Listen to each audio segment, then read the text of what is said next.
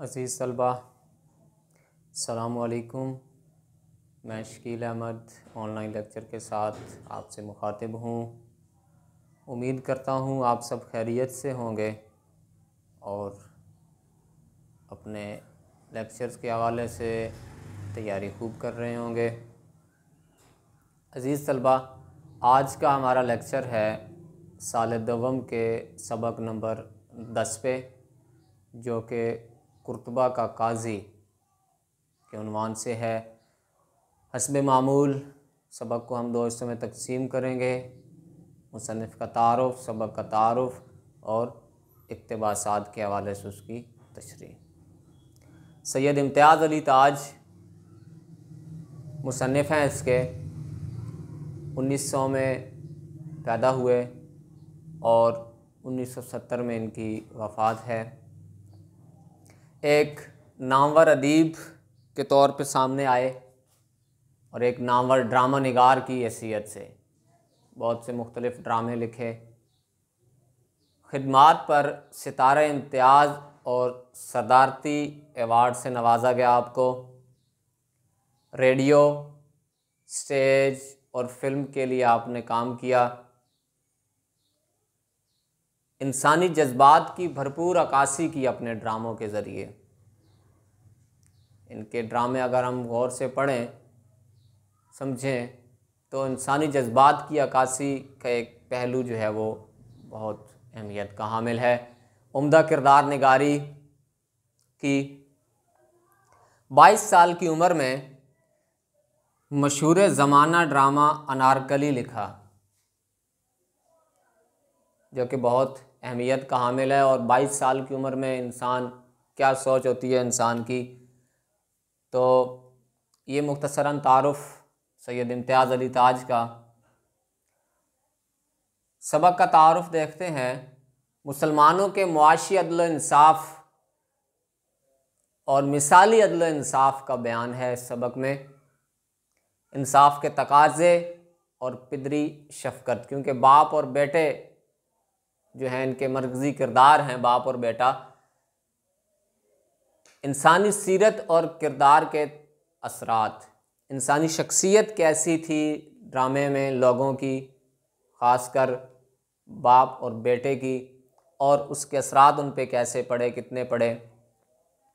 मोहब्बत से उभरने वाला अलमिया, आगे हम इंशाल्लाह ज़रूर पढ़ेंगे कि ये अलमिया कैसे है। आखिर में मैं इंशाल्लाह आपको बताऊंगा कि अलमिया ये कैसे है।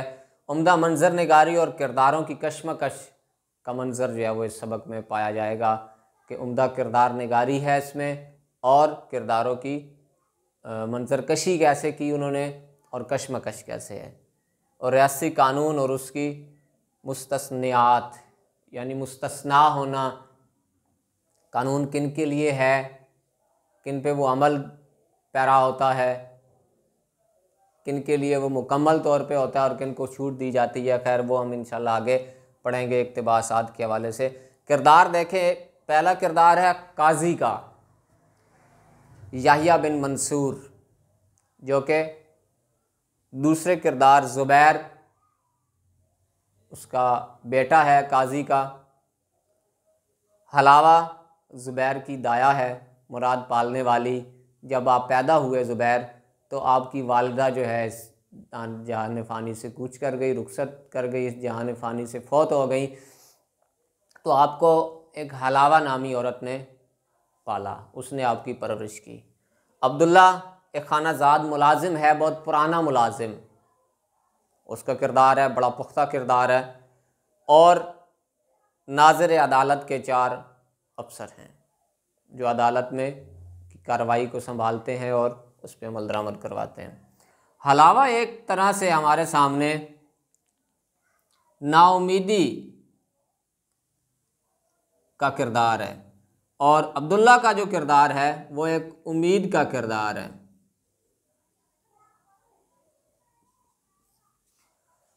मज़ीद आगे इक़्तिबासात के हवाले से पढ़ेंगे, ड्रामे के अहम निकात।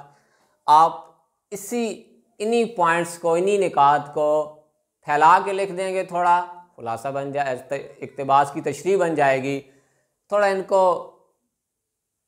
मतलब कम करके लिखेंगे, शॉर्ट करके लिखेंगे तो यही उसका खुलासा बन जाएगा। तो बढ़ते हैं पहले सफ़े की तरफ। अजीज़ तलबा, हर सफ़ा मैंने एक लाइन में उसको कोशिश की है समा दूँ। 9 सफ़ात पे मुश्तमिल है ये सबक। पहले सफ़े की तरफ बढ़ेंगे।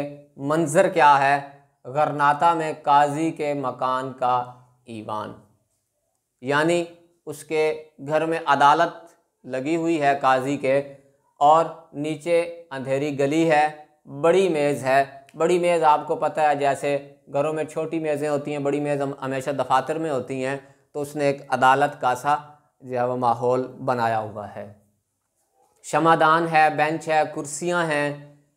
सुबह का धुंधलका है, हल्की हल्की जो है वो खुनकी है, सुबह हो रही है, अभी हल्का अंधेरा है। हलावा की अफसुर्दगी। अब हलावा मैंने पहले आपको बताया नाउमीदी का किरदार है और ज़ुबैर को पालने वाली एक औरत है। अब्दुल्ला का शमे गुल करना, अब्दुल्ला जो है वो सुबह होते ही रोशनियाँ गुल कर देता है, शमा गुल कर देते हैं। मज़ीद आगे पढ़ने से पहले मैं आपको ये बताता चलूँ कि ज़ुबैर के हाथों एक कत्ल होता है, और वो कत्ल किसका? एक गैर मुल्की बाशिंदा उनका मेहमान बनता है, और इनके इलाके की एक औरत से, एक लड़की से उसका जो है वो उसे मोहब्बत हो जाती है, और वो उससे इजहार भी कर देता है। और वही लड़की जिसको एक गैर मुल्की बाशिंदा मोहब्बत का इजहार करता है, वो लड़की भी उसकी मोहब्बत में आके उसे एक ख़त लिख देती है। अब असल में ज़ुबैर भी उस लड़की से मोहब्बत करता है, लेकिन ये अलग बात है कि इजहार नहीं कर पाता। तो एक दिन ऐसा आता है कि वो गैर मुल्की बाशिंदा ज़ुबैर के घर में रहते हुए ज़ुबैर को ही वो लड़की का ख़त दिखाता है, तो ज़ुबैर गुस्से में आके उसका कत्ल कर देता है। अज़ीज़ तलबा, ये कानून है कि किसी को उकसा के नुकसान कोई पहुंचाए आपको, जाहिर सी बात है, अगर मैं किसी को उकसाऊं कोई गलत काम करने पे और वो कर दे काम, तो इसके लिए उसके सर कुछ सज़ा जज़ा नहीं जाती, बल्कि उसको छोड़ दिया जाए।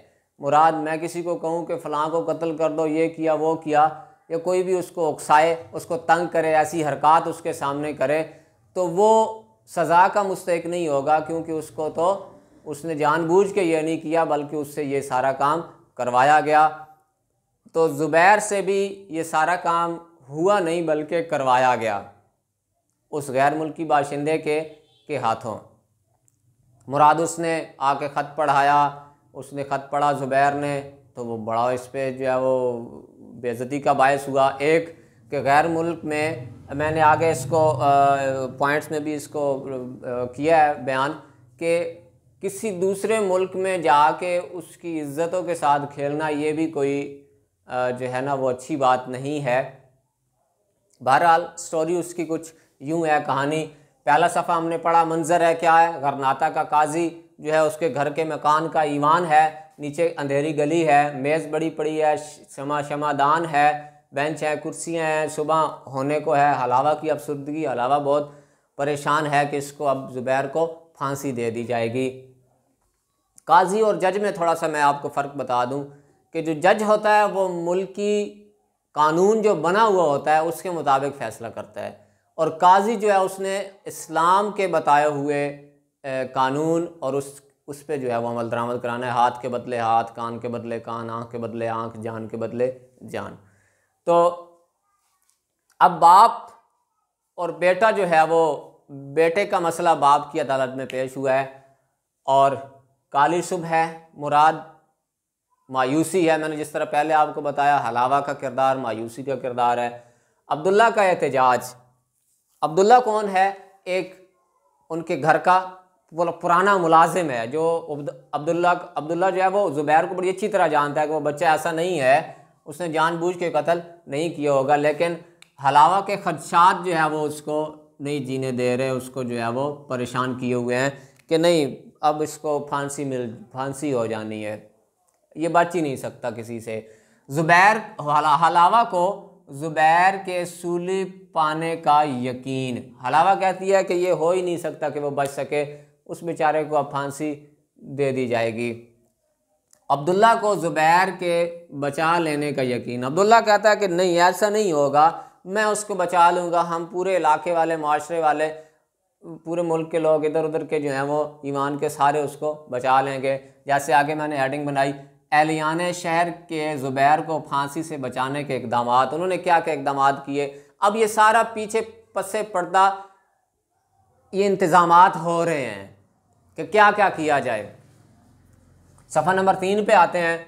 हलावा की मायूसी की वजह, अब वही बात है कि उसने मोहब्बत की खातिर कत्ल कर दिया। किसने? ज़ुबैर ने। अब हलावा उसको पालने वाली है, वो कहती है कि नहीं, ऐसा हो ही नहीं सकता, बच ही नहीं सकता, वो तुम कत्ल होगा, उसको भी मार दिया जाएगा। मकतूल का ज़ुबैर को इश्ताल दिलाना। मैंने आपको पहले बताया कि ये नहीं हो सकता कि अब उसको छोड़ दिया जाए। अब ज़ुबैर को जो मकतूल है, जो कत्ल हुआ है, उसने उसको उभारा, ऐसे काम किए उसके सामने, ऐसी ऐसी बातें की कि ज़ुबैर आपे से बाहर हुआ और उसने कत्ल कर दिया। इश्तियाल दिलाने पर कत्ल नाकाबिले सज़ा होता है, जैसे मैंने आपसे पहले ज़िक्र किया। और अगली बात है अजनबी का गैर शरीफाना तर्ज़ अमल। अब ये शरीफों का तर्ज़ अमल नहीं होता कि दूसरे के घर में जाके, दूसरे के इलाके में जाके, दूसरे के मुल्क में जाके वहाँ जो है वो आँख मटक्का करे और वहाँ जो है वो उनकी इज़्ज़तों से खिलवाड़ करे। तो ये सारी बात थी इसके पस मंज़र में जिससे ज़ुबैर ने उसको कत्ल किया था। दियार गैर में अजनबी ख़ानदान की लड़की को वरगलाना, ये उसकी बुरी बात थी, ये उसने गलत किया था, ऐसा उसको हरगिज़ नहीं करना चाहिए था। अज़ीज़ तलबा, आगे चौथा, पाँचवा, छठा, सातवां, आठवां, नौवां इंशाल्लाह जो है वो सफ़ा या सफ़ात इंशाल्लाह हम अगले लेक्चर में करते हैं। तब तक के लिए अपना ख्याल रखें। अल्लाह हाफ़िज़।